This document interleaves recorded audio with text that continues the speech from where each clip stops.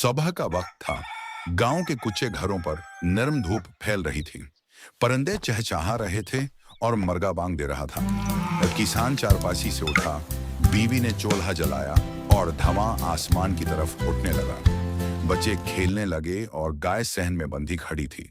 किसान कन्नमी से पानी खींच रहा था। भैंस पास ही पानी पी रही थी और एक बच्चा मटके से खेल रहा था। औरतें तालाब पर घड़े भर रही थीं। बकरियां चर रही थीं और सब हंसी खुशी बातें कर रही थीं। बुजुर्ग बरगद के दरख्त के नीचे बैठे गप शुप लगा रहे थे।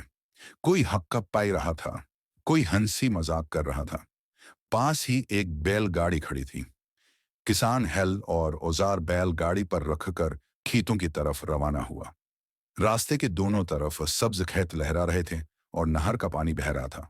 इन किसान खेत में हल चला रहा था। बीवी बीज बो रही थी और बच्चा पानी डाल रहा था। औरतें खेतों में झुककर घास निकाल रही थीं और बच्चे खेतों के पास खेल रहे थे। कोई कुश्ती लड़ रहा था और कोई गली डंडा खेल रहा था। उस्ताद बरगद के नीचे बच्चों को पढ़ा रहा था और सब बच्चे तख्तियों पर लिखने की मुश्क कर रहे थे। शाम हुई तो किसान बैल गाड़ी पर वापस लौटा। औरतें उपले बना रही थीं और छोटी बच्ची घड़े में पानी डाल रही थी।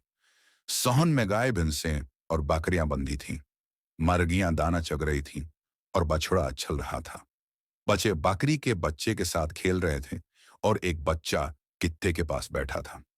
रात हुई तो गांव के कच्चे घरों में चिराग जल उठे। चांदनी फैल गई और सितारे आसमान पर झलमलाने लगे। सब लोग सहन में अकठे बैठकर खाना खाने लगे। बच्चे मुस्कुरा रहे थे और सबने मिलकर रोटी और दाल खाई।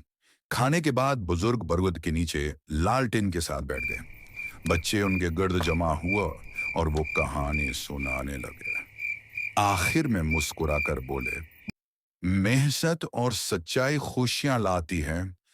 पूरा गांव सुकून और खुशहाली से जगमगा रहा था।